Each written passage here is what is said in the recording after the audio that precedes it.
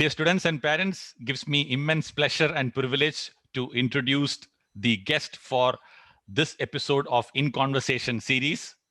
Joining us from Irvine, California is Mohnish Pabrai, managing partner and founder of Pabrai Funds, managing assets upwards of 800 million US dollars. But most importantly, a person with whom I have worked closely in the education sector in India, the person who started the Dakshana Foundation to train students for selections into the prestigious Indian Institutes of Technology, students who otherwise would have found the training programs for the IIT JEE difficult to afford. And the success of that model is very clearly the results it have produced. And I have been really privileged to have worked closely with this gentleman for the last decade plus in this area. And I'm sure the students will love the wisdom coming out of this professional. Joining us from Irvine, California, Mohnish Pabrai. Thanks a lot for joining us, Mohnish. Well, Ajay, it's a pleasure to be with you, and I have to say that I have always enjoyed our interactions and association. I think I was always very happy with all the service you and your team provided us when you were with your previous employer, and I also really like the focus that you've given to the physics chamber. Not trying to be a jack of all trades. I think you've honed in on a critical need, and I think your execution on it has been really good. So it's been really wonderful to watch you as an entrepreneur, and I've had a lot of respect for what you've accomplished. So it's wonderful to be here with you. Thank you so much for the nice words, Mohnish. Students, Mohnish Pabrai is a self-confessed disciple of the practices of the Oracle of Omaha, Warren Buffett. And I guess we will start off from there itself. Somebody who I was actually, when I first met Mohnish about 12 years back, I was actually taken aback when somebody of his stature would publicly say that I don't really do anything original. I actually study the best and then copy and paste their principles. How exactly are you able to say these words in public, Mohnish, if you could just say it in your own words? Well, I think that cloning is a mental model that can give anyone who does it a huge edge in life. So I think Buffett's partner, Charlie Munger, talks about mental models, and he talks about the lattice work of mental models. Where you overlay different models on top of each other. So if you uncover a truth about human behavior, and it is not generally well understood by most humans, it's going to give you an edge. So one of the quirks about humans is that somehow most humans think that copying or cloning is beneath them. It's something which is maybe not to be done. But actually, the exact opposite is true. If you look at a company like Microsoft, almost everything they have built, and they've built a very successful business, has been cloned from somewhere else. And so, for example, Word came out of WordPerfect. Excel was copied from Lotus. Explorer was copied from Netscape, and Microsoft Money from Quicken. And even now, when they've gone into Azure and the cloud, they're trying to catch up with Amazon Web Services. So even MS-DOS, which was their original operating system, was not built by Microsoft. They actually bought MS-DOS from a small company, and then adapted it and so on. So basically, almost all of the success of the business has come from copying and cloning. The same thing is with Walmart. Sam Walton spent an enormous amount of time in his competitors' stores, and at least for probably the first 20 years of Walmart's existence, there was nothing that Walmart did that had not been done before. And in fact, Sam Walton used to say that He got all his best ideas from his competitors, and so cloning has been really a powerful tool. And I found when I was probably I still have not understood why humans have an aversion to cloning. I don't know why exactly that kind of genetic programming is there in us. But what I do know, because I've studied it for almost 3 decades, that there is a sliver of humans who embrace cloning.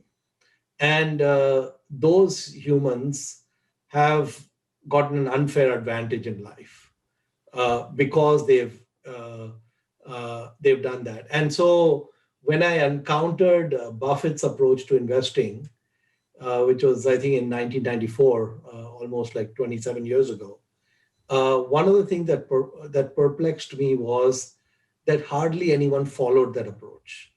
So when I looked at the industry, the investment management industry, I had expected to find that they would be following Warren Buffett's approach because he had the best record and he had in an open book format shared the approach he had taken. So it was not secret. He had broadly shared and written about his approach, but all these quote unquote industry participants and experts did not use his approach.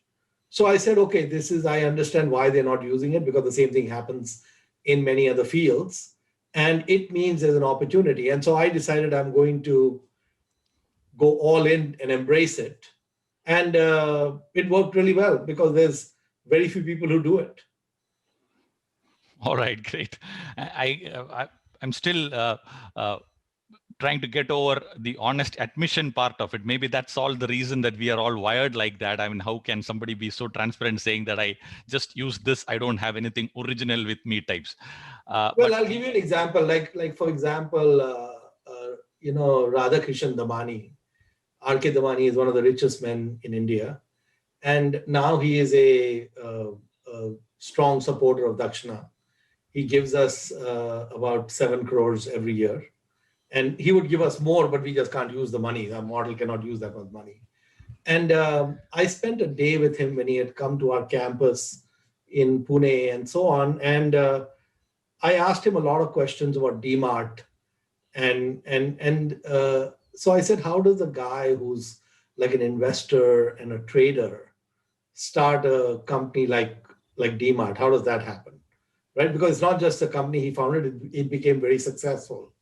And he's a man of few words, and he would just be quiet when I ask him the question. So I said, look, it's a 3-hour ride. I'll keep repeating the same question for the next 3 hours. So if you want to keep hearing me ask the same question and you keep quiet, then I'll be like a record player on repeat, right?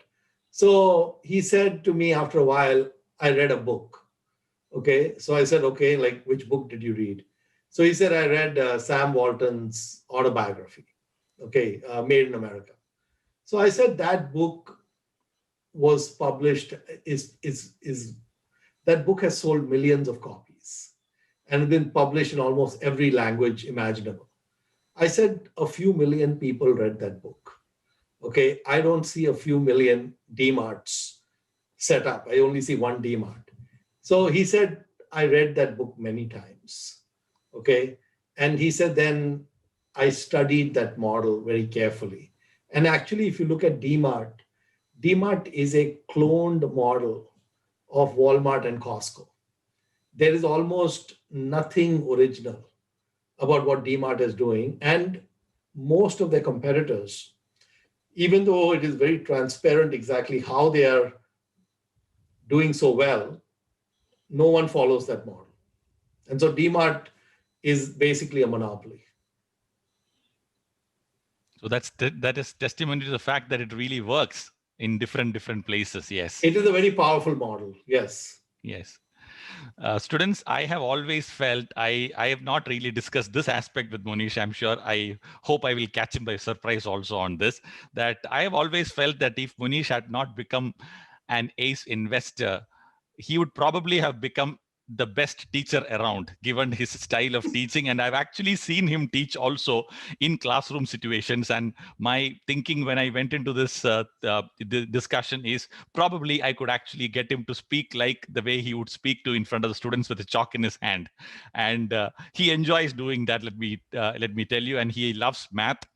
He is an engineer by training, but then shifted to investment later on because of his initiation to Warren Buffett's principles, like he explained. So I have heard him directly speak to young students, pretty much like the age group that students attend the physics chamber, about the power of compounding.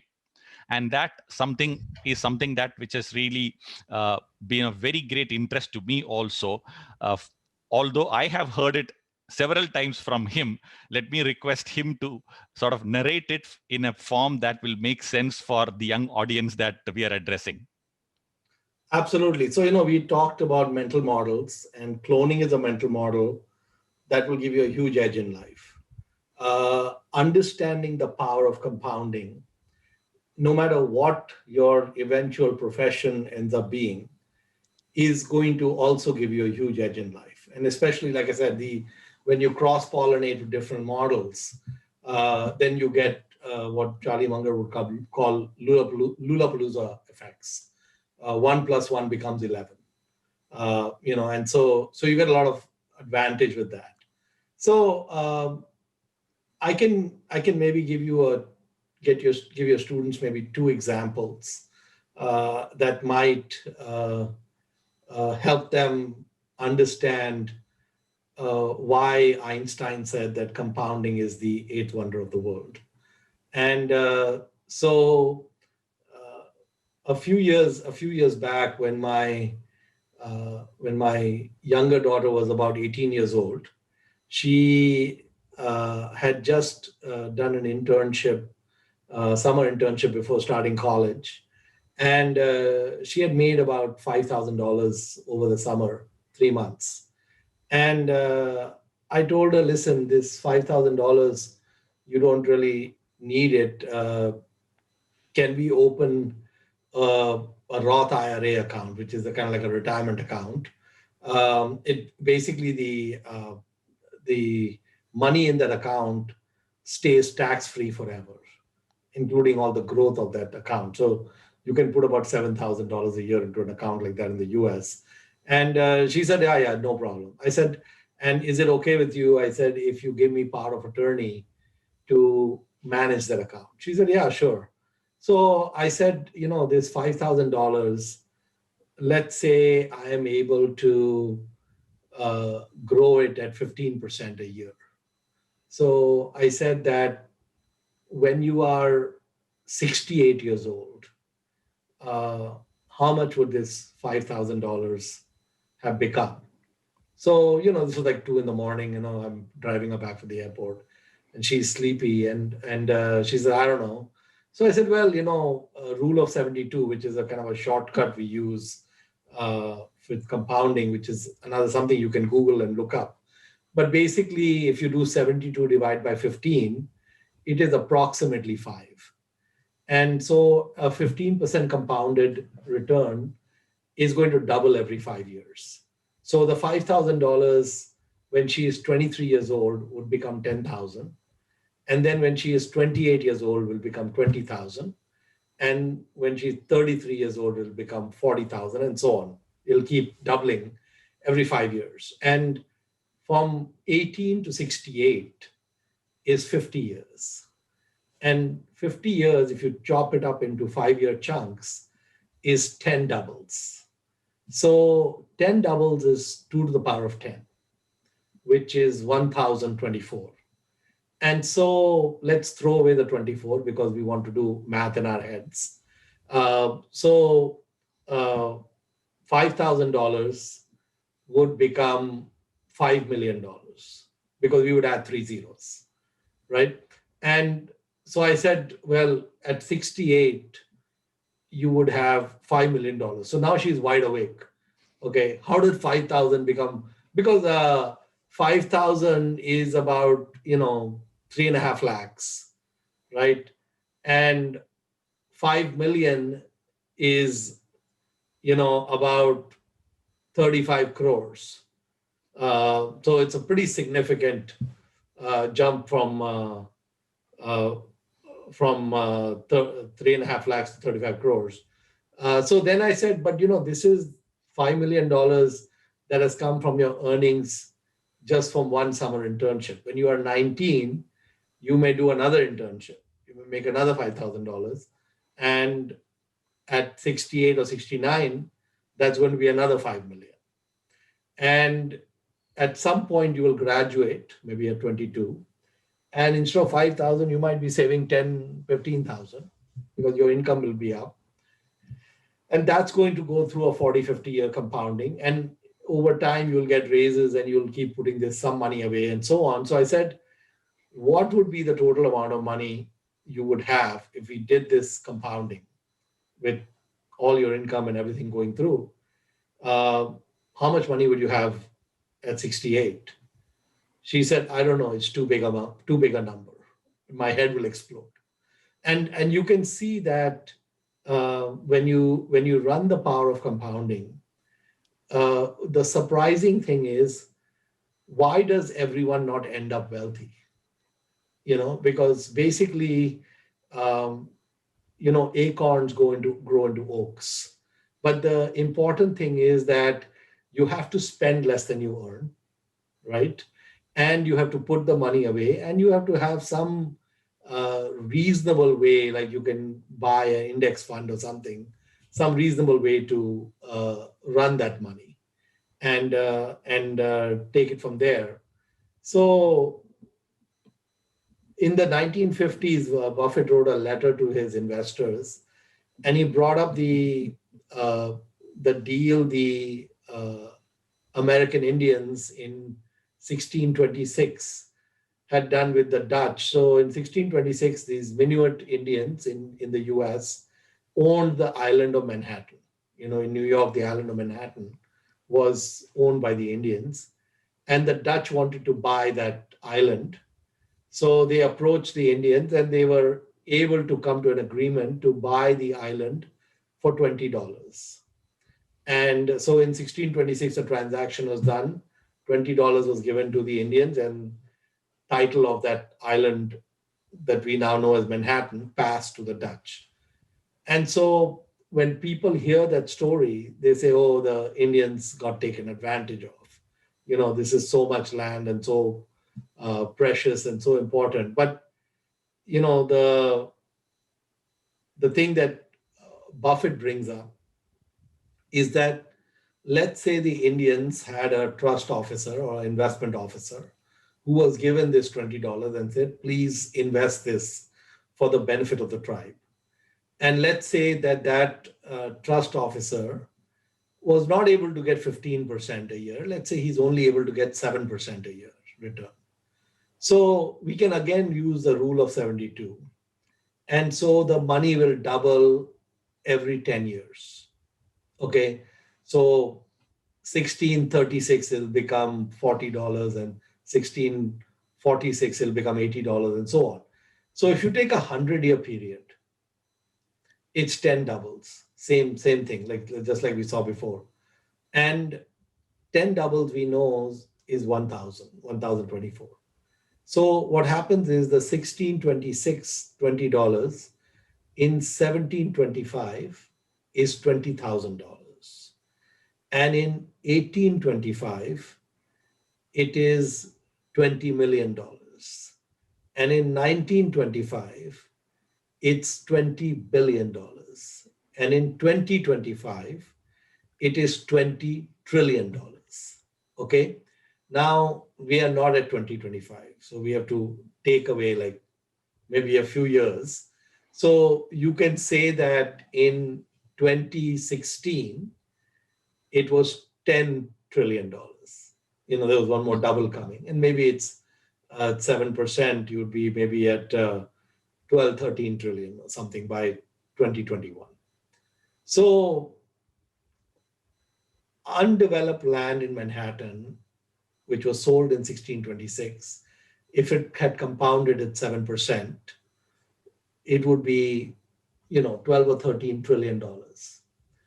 So then the question is, how does that compare to the actual value of that land today? And we don't have an exact idea, but we can make a good guess. So if you look at the entire wealth of the United States, all the wealth of every man, woman, and child in the US, it is about 125 trillion. All the homes, all the stocks, all the Apple, Google, everything, you include everything, it's about 125 trillion. Okay. Manhattan is just one relatively small city. It's a big city, but it's a very small part of the US.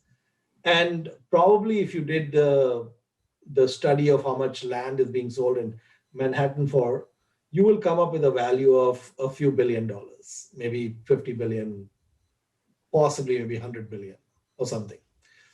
It would not even be like 1% of the 13 trillion. Okay.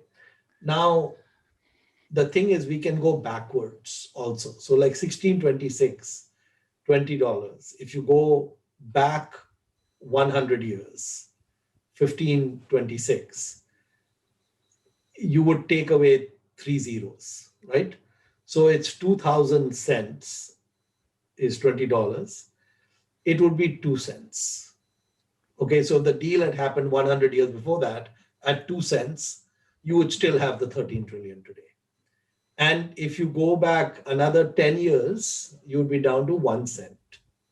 Okay, so 1 cent also becomes. So the thing is that there are this is the magic of compounding. So there are three variables that matter in terms of how things compound. So one is the amount of money you start with, right? That's the first variable.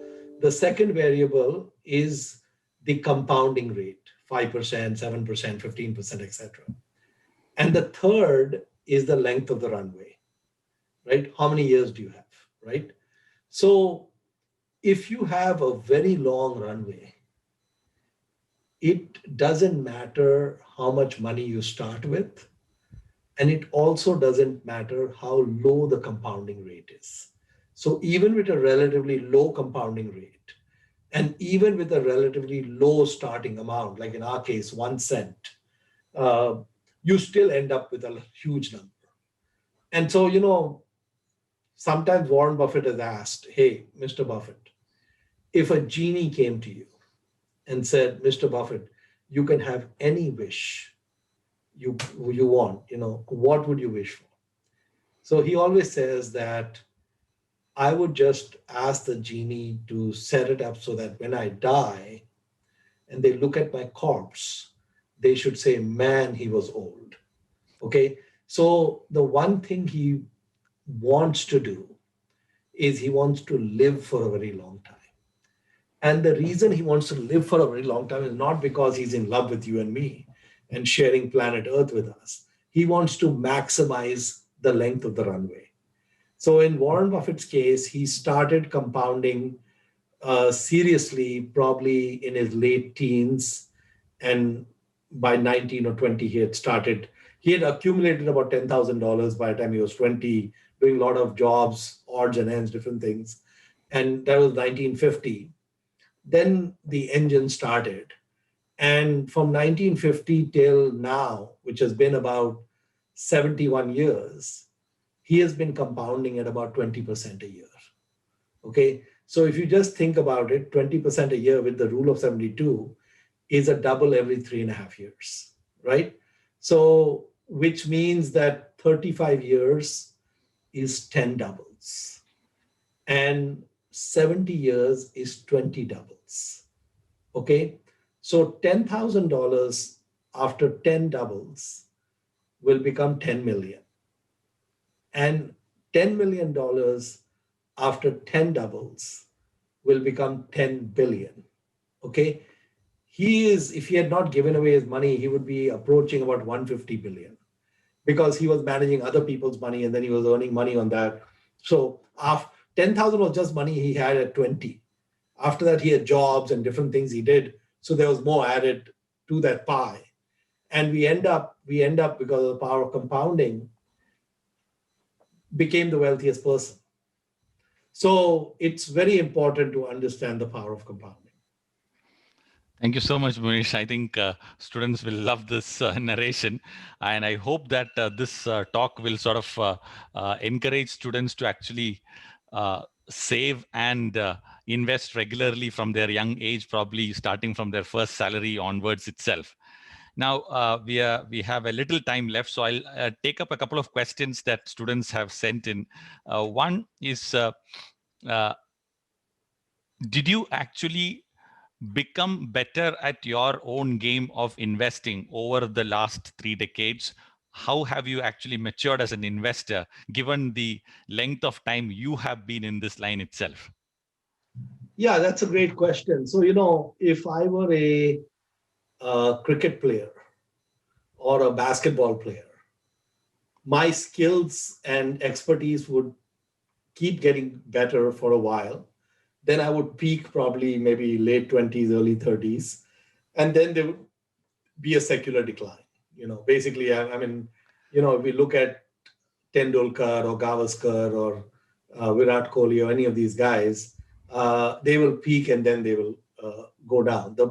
The beautiful thing about the compounding game and the investing game is one can keep getting better for the entire journey. So, for example, Warren Buffett is still getting better at his game. He is still learning and still improving as an investor. Because, the thing is that we want to, one of the things about investing is all knowledge is cumulative. So as you go on in time and you do different investments and learn about different businesses, you have seen more and more patterns. And then later, the same patterns come up in a different format.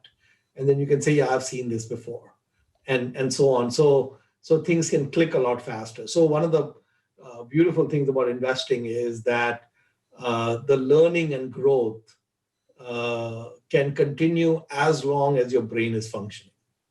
And so it's a huge advantage to be in a field where your decline is not starting in your 30s or 40s or 50s, and you can keep expanding and growing, which is wonderful. Great, great. Thank you so much. Now, the next one is from a parent. I'm sure that you will be more than qualified to answer this because you have directly interacted with hundreds of students who have actually made it to the top institutes.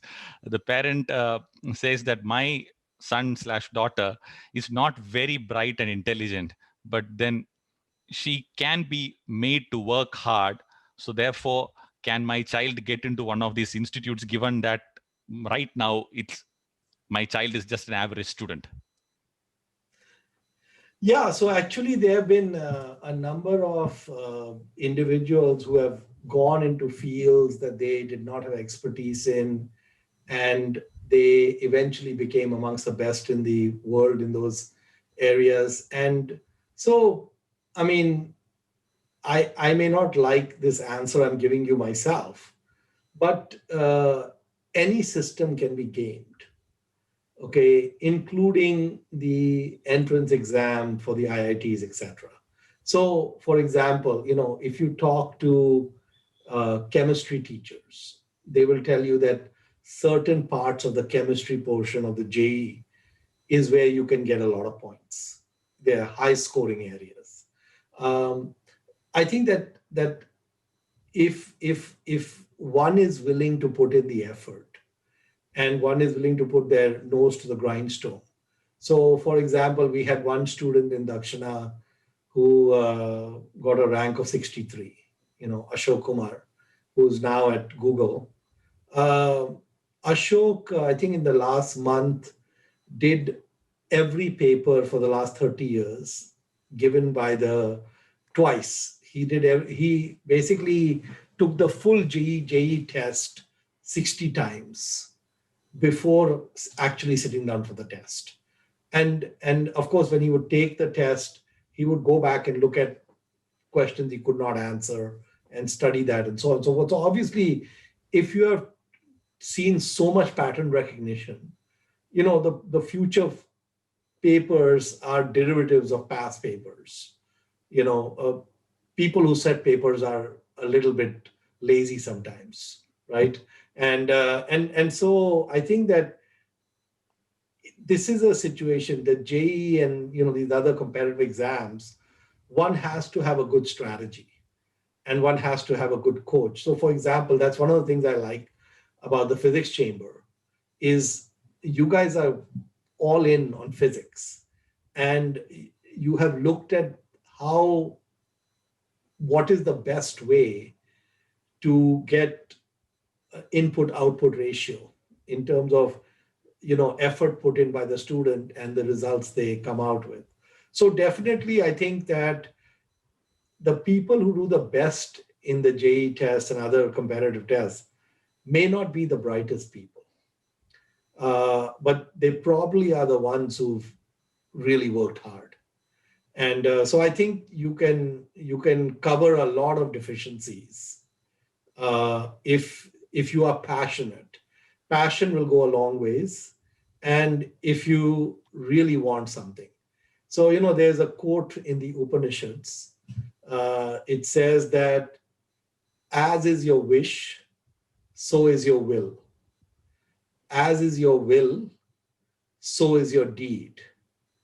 As is your deed, so is your destiny. And then the punchline it says is your deepest desire is your destiny. So if you desire to study at the IITs, the question is it your deepest desire? And if it is your deepest desire, it will happen. But you have to translate the will into the deed. Great, great. It's so nice that you brought up the name of Ashok, because our students are very familiar with that name, and that's a number that they also know. That Mohnish, thanks a lot for bringing up that name. Another question is from a young student who happened to see you posing in front of your car in the garage, your recent tweet, and he wants to ask, how fast do you go in your Ferrari? Well, thank you very much. Well, the Ferrari can go pretty fast, but so I went last year for 2 days of Ferrari driving school, and so I spent 2 days with a bunch of other Ferrari owners on the racetrack, and we had professional Ferrari drivers with us, and so I cannot do what I did on the racetrack on the roads. I mean, in about 10 minutes, I would be ticketed, and probably if I did it 3 or 4 times, I would permanently lose my license.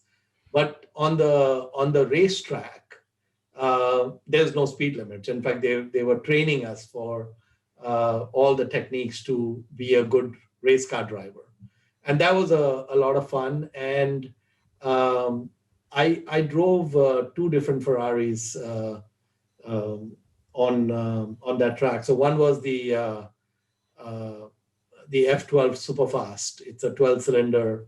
Uh, it's not the fastest Ferrari, but it's got a lot of horsepower.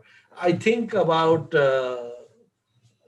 they hadn't put the car in the fastest mode because I was in the kind of the beginner program. I have to go take two more classes, but I think about like 170 miles an hour or so on the track. So around 250 kilometers per hour. 250 kilometers per hour. That's really Right. fast.